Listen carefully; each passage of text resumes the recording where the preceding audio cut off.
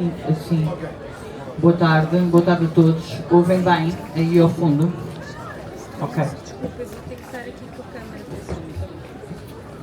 Boa tarde, muito obrigado pela vossa presença. Mais um evento na Feira do Livro de 25. A Tinta da China faz 20 anos este ano. E temos aqui dois dos autores mais antigos. Temos mesmo o primeiro, o Rui Tavares, que há 20 anos publicou o primeiro livro do Grande Terremoto. Entretanto, tem publicado muitos mais. Hoje estamos aqui a propósito deste, que eu tive aqui uma disputa com o autor a propósito deste título. Ele ganhou, normalmente é assim. Hipocritões e oligarcas. Está aqui. Está aqui também o Ricardo Araújo Pereira, que é nosso autor há 18 anos. Sabias isso? E está aqui um dos primeiros livros do Ricardo, que ganhou o prémio de crónica da APE em 2009. Eu queria passar a palavra ao Ricardo. O Ricardo está aqui por uma razão, para além de ser um autor da casa, porque frequentou este curso. Ou seja, este livro, o que deu origem a este livro foi um curso que nós fazemos vários online, agora até estamos a fazer um de escrita humorística com o Ricardo, e o Rui fez um curso sobre guerras culturais para o tinteiro e depois decidimos transformá-lo em livro. Ora, o Ricardo foi um dos alunos, portanto ouviu isto em primeira mão, esta matéria. Por isso é uma das razões pelas quais estás aqui. Portanto, pelo menos, mesmo que não tenha lido o livro, já ouviu, é uma vantagem. Eu vou passar então a palavra ao Ricardo Araújo Pereira, que vai conduzir esta conversa com o Rui Tavares. Muito obrigada.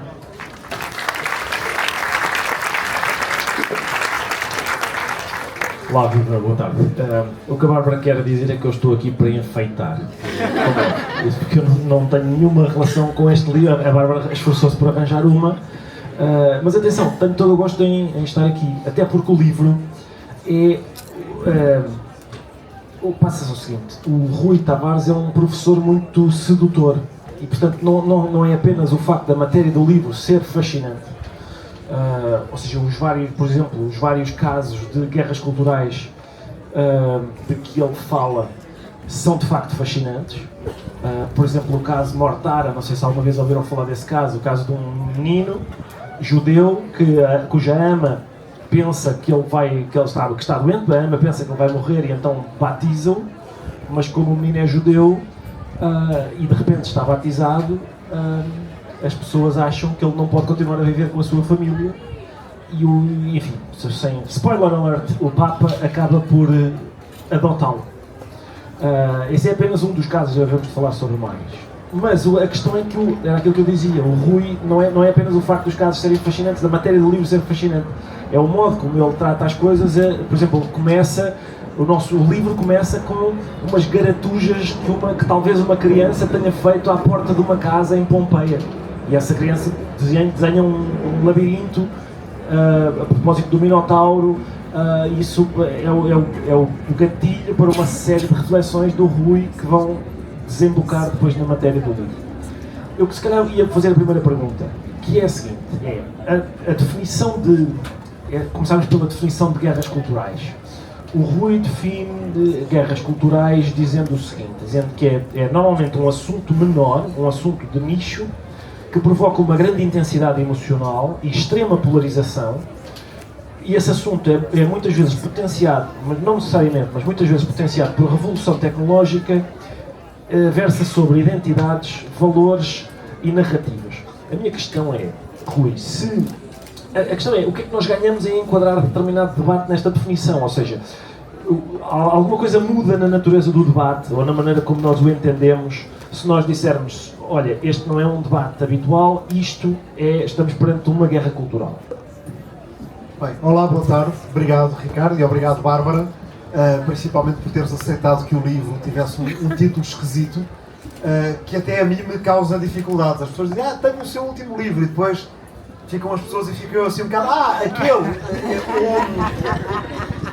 hipocritões, e aquele dos corninhos na capa que a Vera Tavares fez, a quem também é devido um agradecimento, porque há uma ilustração no livro que mostra uma das guerras culturais, daquelas que mais nos formam, que tem precisamente a ver com um momento de revolução tecnológica que potencia uma polarização grande da sociedade em torno de identidades, narrativas e valores, provocando uma grande intensidade emocional, que é a Reforma Protestante. A Reforma Protestante ela ocorre ao mesmo tempo que a Revolução da Imprensa.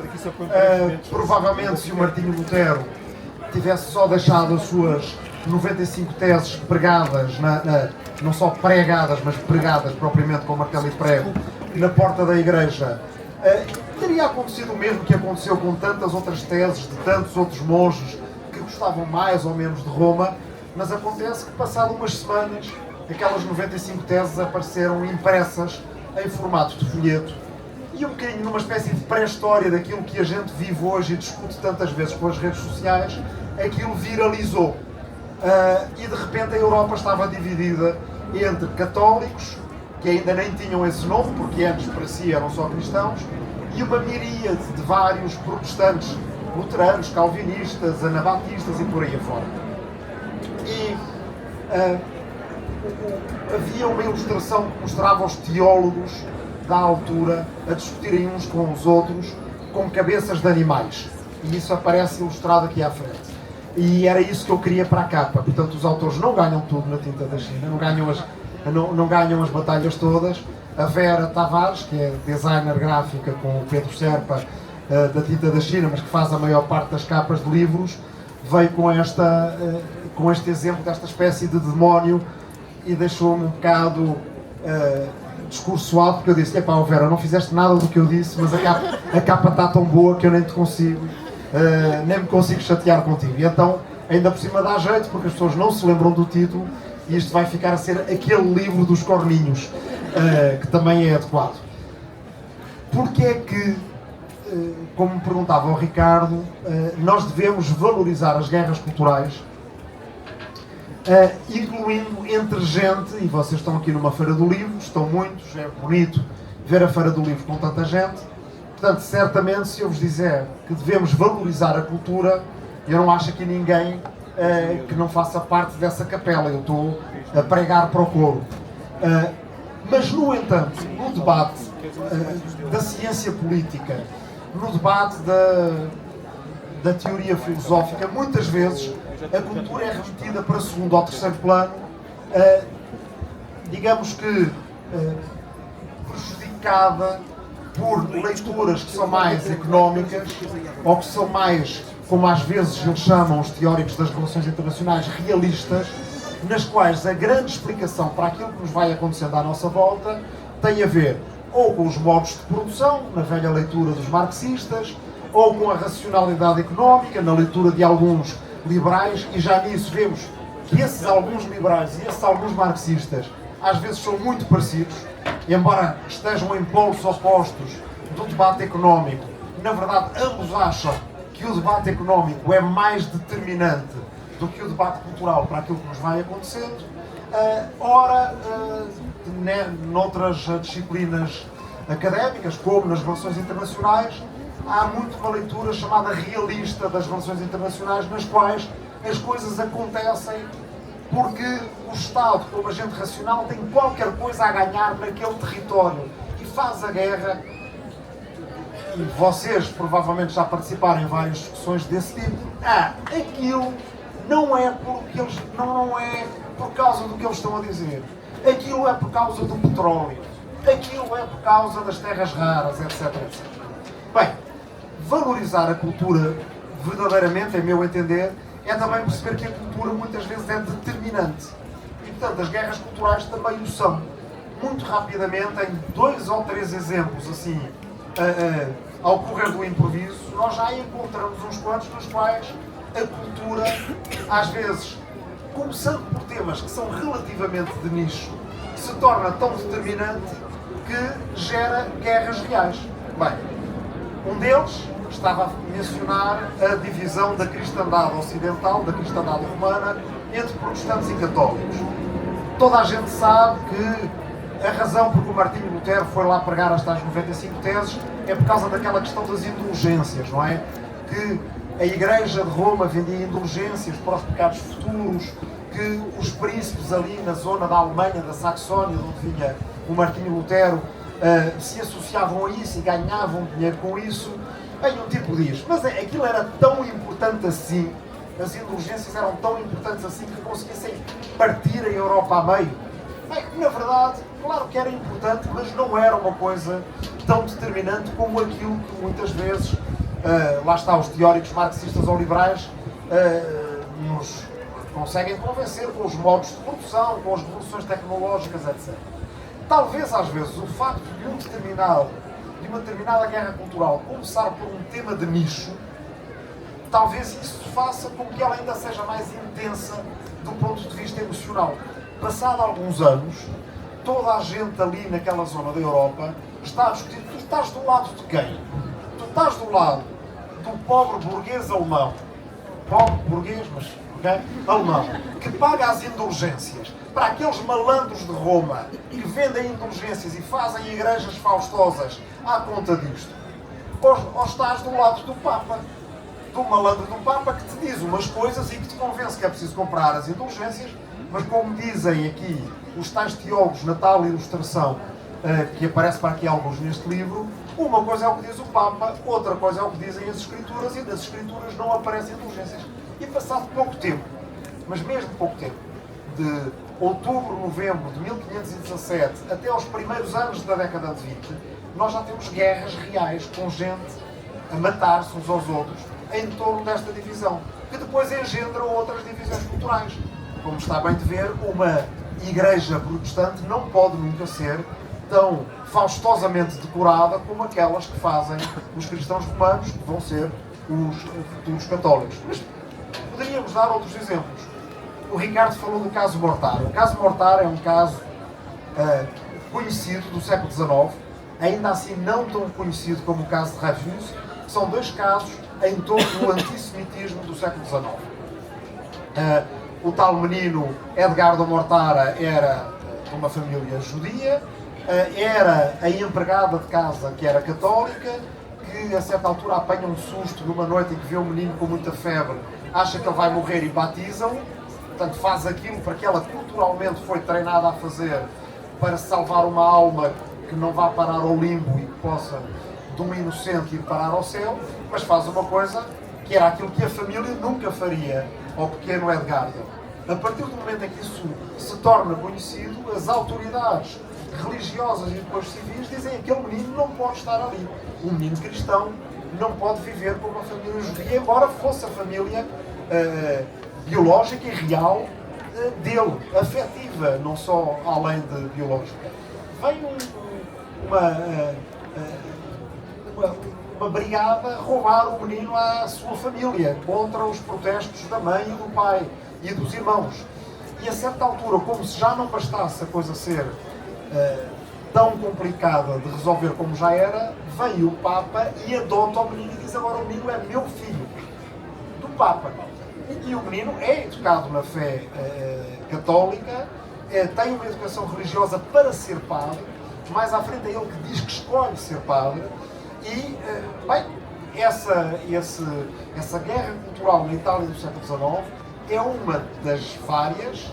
A outra que eu trato aqui mais de passagem, que é o caso de Dreyfus, o mais conhecido, que aqui tentei procurar algumas que não sejam tão conhecidas.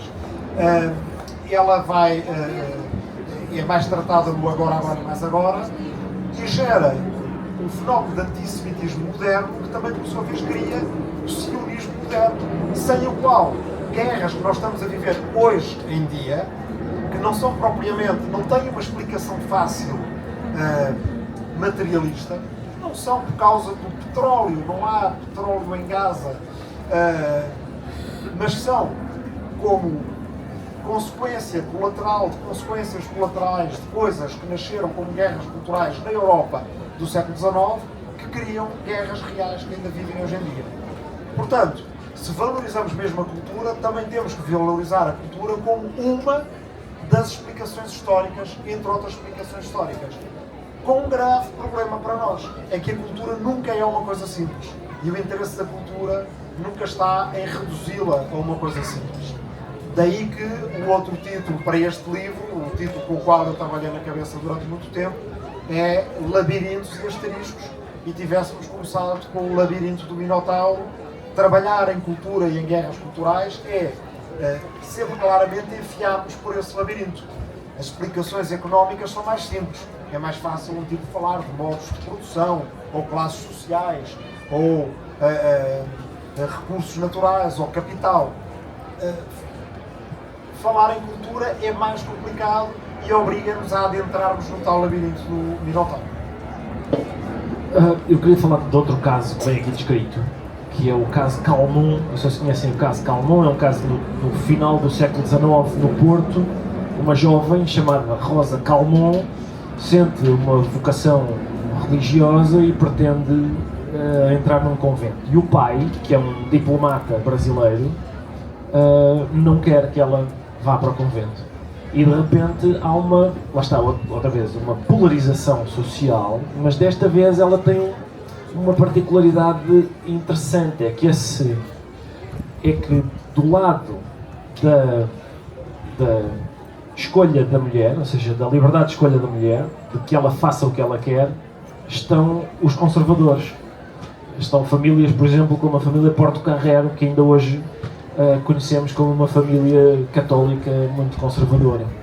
E do lado das pessoas que acham que a vontade do pai é que deve ser satisfeita, estão os progressistas.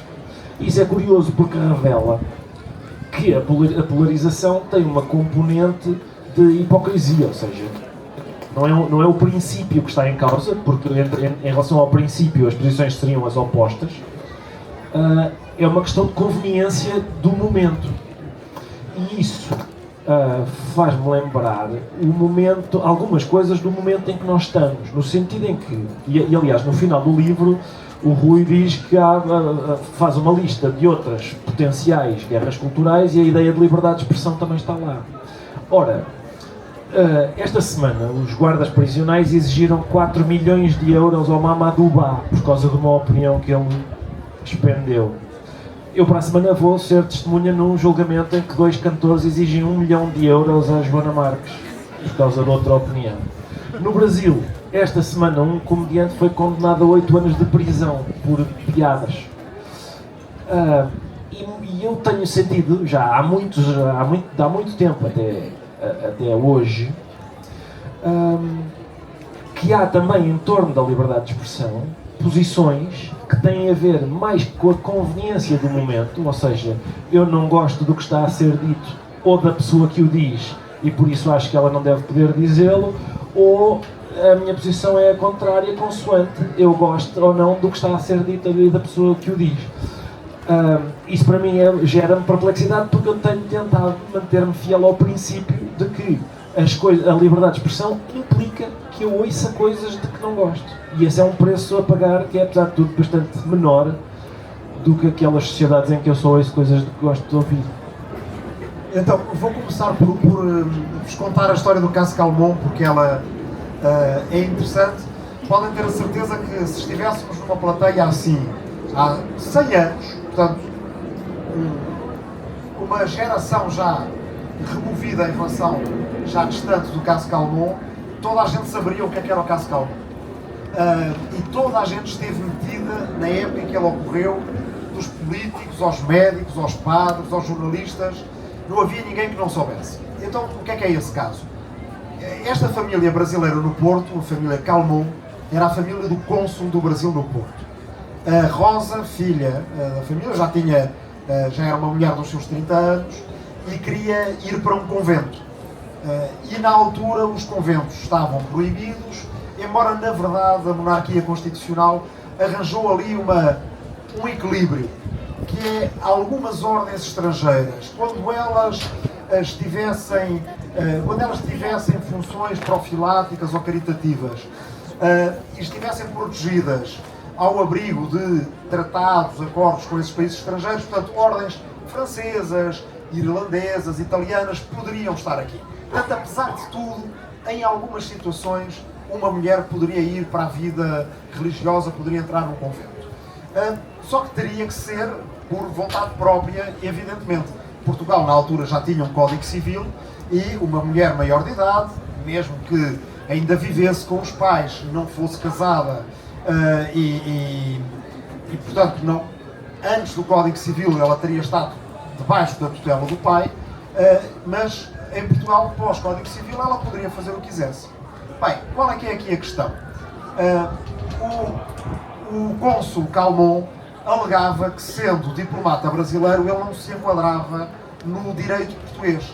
Ele ainda estava sob a jurisdição do direito brasileiro, que curiosamente era o direito português. Mas era o direito português de antes do Código Civil, era o direito português do tempo das ordenações filipinas, que ainda eram o código portanto, o código relevante para o Brasil, que por sua vez também era direito português, mas do tempo da União Dinástica com a Espanha. Pronto, suficientemente confusos. O que acontece é que um dia a família vai à missa e a Rosa decide agarrar-se à balaustrada de uma igreja no Porto e não sair dali. E cria-se um enorme sururu no Porto que rapidamente degenera em pancadaria entre aqueles que querem ajudar o pai a trazer a filha para casa. Ele diz: socorro, que querem sequestrar a minha filha, e os partidários da liberdade de escolha da mulher, que dizem que se ela quer ir para o convento, deve ir para o convento. Lá está. Isto pode ser considerado uma causa de nicho, tem a ver só com os interesses daquela família especificamente. Mas a certa altura, segundo, aquelas tais 3 regras para a definição de uma guerra cultural que eu pus aqui, é em torno de identidade, narrativas e valores, o que é ser católico ou não e por aí afora. Ela é uma causa que se reveste uma grande intensidade emocional e depois ela é polarizadora neste sentido, também em que o Ricardo fala, polarizadora no sentido em que os polos se podem inverter facilmente. Ou seja, ali no quadro daquela conversa poderia não dar jeito nenhum aos progressistas que ficassem com a causa que era a causa do patriarcado, que é o direito do pai de dizer à filha: não, tu não fazes o que tu queres. Mas a verdade é que no pano de fundo das guerras entre clericais e anticlericais, que de certa forma pronunciam, e este caso Calmon vai influenciar o contexto que nós vamos ter na Primeira República, é um daqueles que, quando se inicia a Primeira República, faz com que a sociedade progressista em Portugal esteja tão predisposta a ser anticlerical, tem a ver com isto.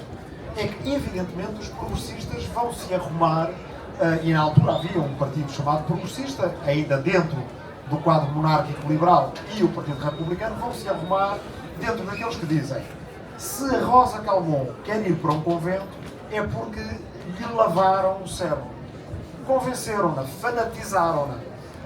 Ela, na verdade, ela não está a ser livre. Em geral, quer dizer, para a gente conseguir defender uma causa que, em princípio, seria a contrária ao do campo político em que estamos, nós temos que procurar uns bons pretextos para dizer: sim, mas neste caso, o que acontece é que lhes deram a volta. Bem, e arranjam algumas pessoas muito importantes para dizer que lhe tinha sido dada a volta, uma das quais é muito conhecida, se chama professor doutor Júlio de Matos.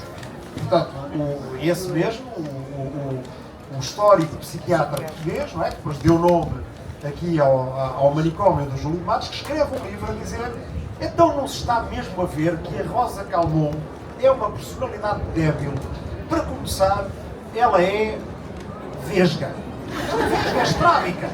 Chega a dizer isto. Desde já denota que certamente tem um distúrbio da personalidade que a torna muito fácil de manipular. E, portanto, foi isso que fizeram. Este pobre pai está a ser, roubado de uma filha. E, evidentemente, qualquer homem de ciência tem que estar do lado do pai contra esta filha que foi manipulada e por aí afora. E, bem, católicos que de outro lado estariam, se fosse a família a querer enviar a filha para o convento, certamente estariam do lado da família a dizer que a Rosa não teria nenhuma liberdade de escolha, se ela decidisse, sei lá, entrar para o Partido Republicano ou uma coisa assim, ou para um capítulo da maçonaria feminina ou algo assim. Já dizem exatamente o contrário. Não, senhor, pobre mulher, deixem-na fazer aquilo que ela quiser. Se ela quer ir para um convento, vá para um convento. E aqui está uma causa que a gente pode dizer que é de nicho, de um caso familiar no Porto, basicamente põe todo o país a falar daquilo. Devo dizer, para também spoiler, devo dizer isto ou não? Eu vou dizer. Comprei o livro à mesma. O pai ganha, vai a tribunal e diz não, porque de facto, como funcionário diplomático, ele está coberto pela imunidade. Isso significa que o direito português não se lhe pode aplicar, tem que se lhe aplicar o direito brasileiro, que por acaso é o direito português do século XVII, e eles podem voltar para o Brasil com a filha e ela não vai para o convento. Mas a seguir nós temos uma Primeira República. E porquê é que a Primeira República dura tão pouco? Uma das razões por que dura tão pouco é porque cavalga esta guerra cultural pré-existente e decide cavar um fosso entre portugueses católicos e portugueses não católicos, que vai acabar por tornar a Primeira República privada de uma base social de apoio que vai fazer muita falta aqui há 100 anos, quando em 1925-26 a Primeira República está para acabar.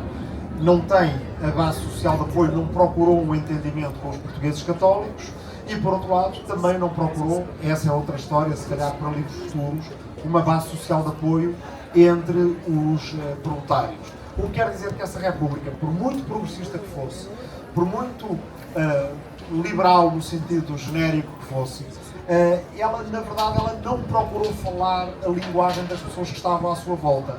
Ela isolou-se, como muitas vezes acontece nas discussões a que o Ricardo fez menção, nas quais muita gente se arruma de uma forma estratégica, ou seja, procurando preservar mais ou menos os mesmos valores ao longo das várias guerras culturais que nós vamos tendo. A escolha estratégica do Ricardo é estar sempre do lado da liberdade de expressão, mesmo que aquele humorista em particular não dê jeito nenhum defendê-lo. Há outras pessoas que se arrumam mais polémica atrás de polémica, controvérsia atrás de controvérsia, de um modo tático. Aqueles malandros do outro lado da trincheira cultural estão a defender este gajo, então este gajo certamente não merece defesa. Passado um ano, a polarização inverte, como acontece na própria polarização também elétrica, quer dizer, na polarização do planeta. De repente, já estão os outros gajos todos a falar, a defender a liberdade. Agora, por exemplo, que o Trump manda nos Estados Unidos, algumas pessoas que defendiam a sacrossanta liberdade de expressão já não a defendem nada. Já estão do lado da autoridade. Como é que é possível satirizar o presidente dos Estados Unidos? E, evidentemente, aqueles gajos são os malandros, são subversivos e têm que ser perseguidos. Os taticistas têm tendência a conseguir ganhar guerrinha após guerrinha. Eu também acho que, independentemente de estarmos de acordo em tudo, podemos não estar de acordo em todas as polémicas, vale a pena ser estratégico. E a liberdade é um dos valores que vale a pena estrategicamente defender, porque ele vai sempre fazer-nos falta. Seja agora, seja daqui a 10 anos, seja daqui a 20 anos, e podermos ter dito, eu defendi a liberdade, mesmo quando não estava na moda, é uma coisa que nos vai dar jeito mais cedo do que aquilo que a gente pensa.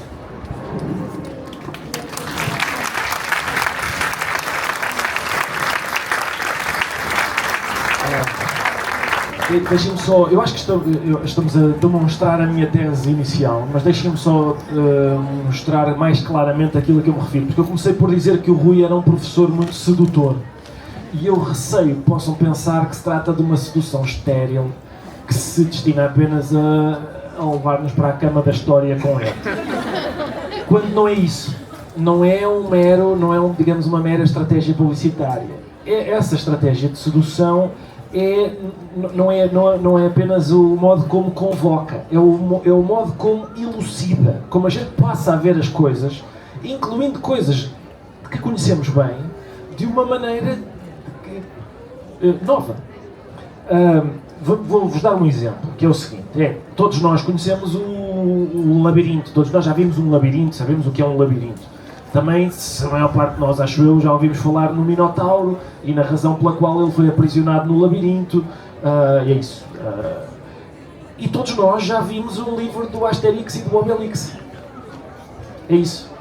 Mas um historiador, como deve ser, sabe explicar-nos qual é a relação entre o Minotauro no seu labirinto e os livros do Asterix e Obelix. E é isso, eu garanto-vos que, assim como esse truque que ele vai fazer agora, ele faz vários ao longo do livro, que fazem com que nós consigamos perceber coisas com as quais convivemos durante muito tempo, ouvemos todos os dias e não sabemos que afinal precisamos de conhecer melhor.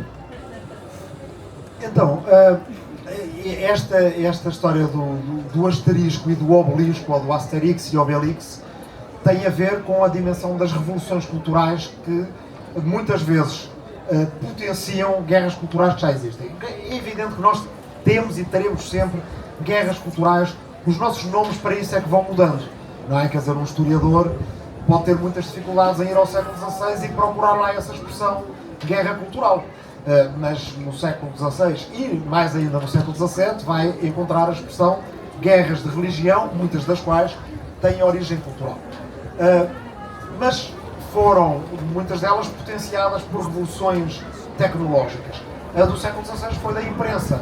Aquilo que um pregador dizia acerca de coisas que, na verdade, a maior parte das pessoas diziam relativamente pouco. Existe, como é que se chama? Oh, Ângela, ajuda-me. Entre o céu e o inferno, agora falta-me... Purgatório! Estava a pedir à Ângela, as pessoas em geral sabem mas existe purgatório ou não, não é? Bem, quer dizer, uma posição possível no século XVII, no século XVIII também eram os malandros dos católicos, inventam essa história do purgatório, porque lhes dá imenso jeito, porque obriga-nos a pagar rezas para que os nossos entes queridos que estão no purgatório, e um segundo de sofrimento no purgatório, diziam alguns teólogos, é equivalente a milhares de anos de sofrimento na vida terrena. E, portanto, claro que uma pessoa que tem potencialmente um ente querido, um pai, uma mãe no purgatório, quer tirá-lo de lá o mais depressa possível, e, portanto, paga rezas, compra indulgências, etc. Coisa que, entre alguns protestantes, dizem é uma invenção. Os tipos estão a inventar-vos aquilo para vos sacarem dinheiro.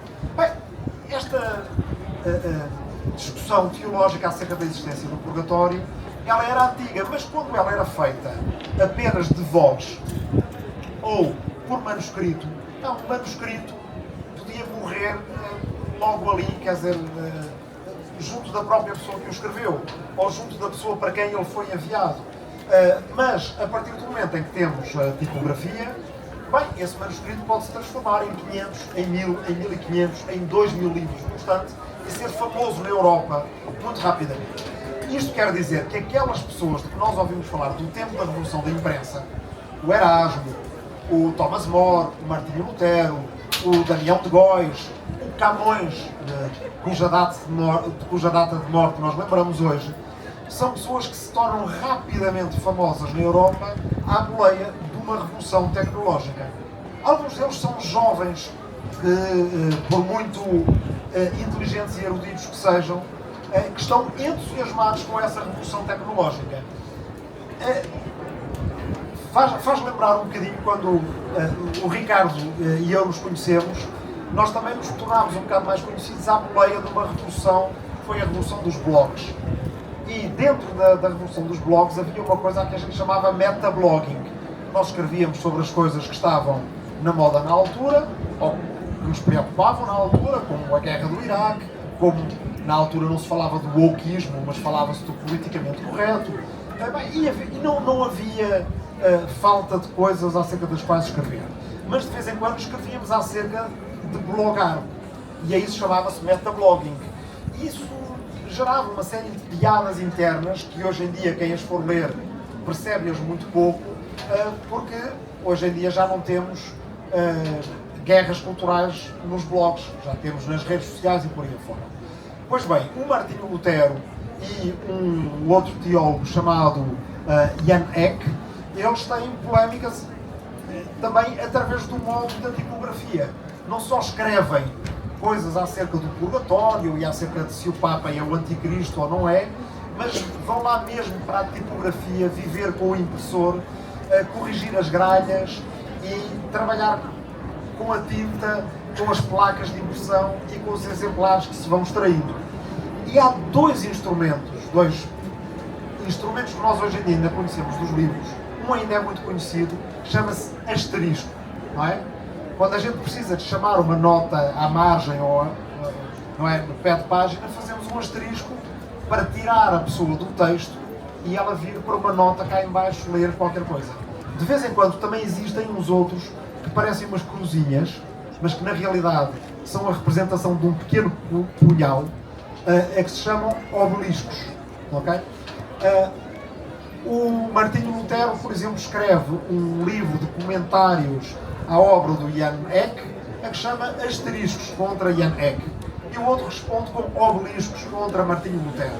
O que é que isto quer dizer? Eles, ao mesmo tempo, eles estão encantados com aquela coisa de haver uma tecnologia nova que fez deles pregadores instantaneamente famosos, quando os tipos de há um século atrás, muitos deles, eles nem sequer os conheceram. Bem, e esse asterisco, que vem de outra coisa ainda mais antiga, de um outro erudito do século II antes de Cristo, chamado Aristarco de Alexandria, que é o tipo que inventou a estrelinha que se põe lá no meio do texto para chamar a atenção do leitor. Ele chamou asteriscos, que quer dizer estrelinha, é mesmo literalmente o que quer dizer. Por sua vez, vai buscar este nome ao que é o verdadeiro nome do Minotauro. Toda a gente o conhece por Minotauro, mas o verdadeiro nome dele é Asterion, porque tinha uma mancha na testa em forma de estrela, e Asterion em grego quer dizer precisamente estrela ou estrelado, e asteriscos estrelinha.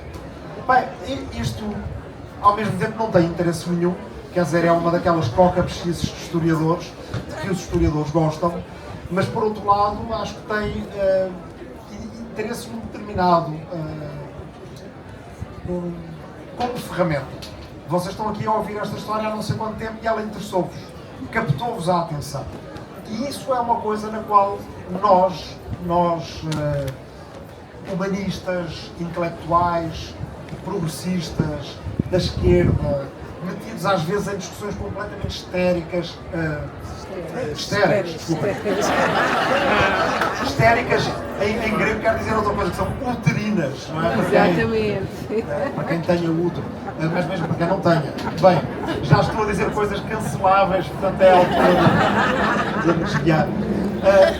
Às vezes esquecemos uma coisa, é que para ganhar uma guerra cultural, mesmo que nós não tenhamos escolhido iniciá-la, nós precisamos de ter uma teoria da atenção, uma teoria da mobilização, uma teoria da mudança e uma teoria da memória. Já vos explico porquê.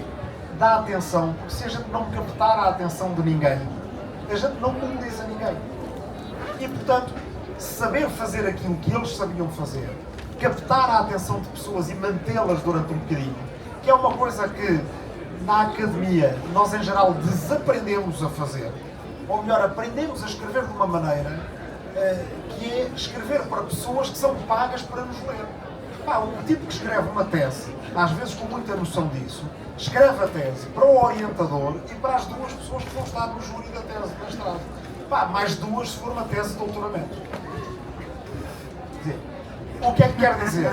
Aquelas pessoas não estão a ler a tese, lamento desiludir-vos, mas também é o meu caso, porque eu também escrevi duas. Não estão a ler aquilo porque estejam a gostar, isso é de vez em quando.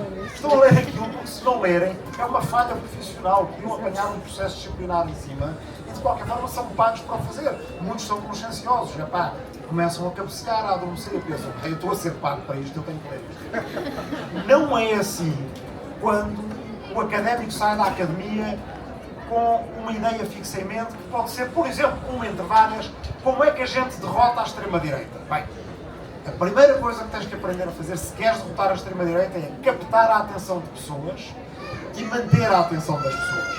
Isso às vezes vai-te parecer uma coisa horrível do ponto de vista académico. É comercial, não é fazer coisas como o Ricardo faz, ter audiências, que horror, aquelas pessoas todas gostam de ouvir e não concordam todas comigo. Pois é, mas se estás mesmo interessado em derrotar o outro polo da guerra cultural, tu vais ter que manter a atenção de pessoas durante muito tempo. Para quê? Para as mobilizar. Para quê? Para fazer uma mudança qualquer concreta. Não pode ser para ficar na mesma, porque senão tu não consegues uma coisa, que é que as pessoas se lembrem a seguir. Vocês lembram-se, a gente ganhou aquela guerra cultural.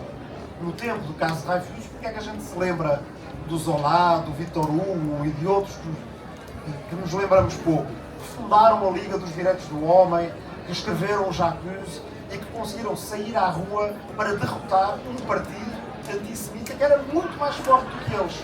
Porque fizeram isto. Perceberam que tinham que falar com pessoas e convencer pessoas que não concordavam com eles em tudo. Que estavam predispostos para, no início da discussão, achar que o Dreyfus era o culpado. Porque, basicamente, o campo que eles escolheram era o campo que estava derrotado à partida. E demorou muito tempo a ganhar.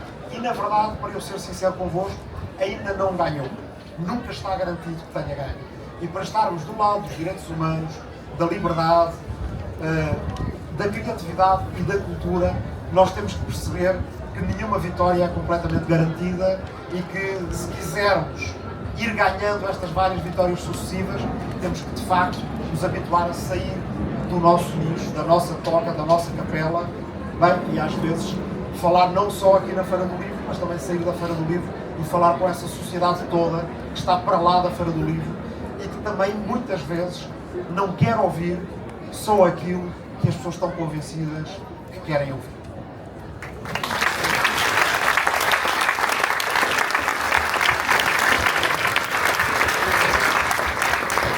Por isso vamos fazer também esta sessão na Feira da Gulgã. Na Feira da Agricultura em Santarém, se quiseres, é já agora. E pronto, muito obrigado a todos. Foi o nosso tempo, não é? O nosso tempo é este. Obrigadíssimo. Ok, está mais um foco, temos os corninhos na capa, não é? Eu queria só avisar que eu reservo ali para o pavilhão dar autógrafos. Não sei se o Ricardo acompanha um bocadinho ou não. Vamos ver. Obrigada. Vou-vos deixar aqui.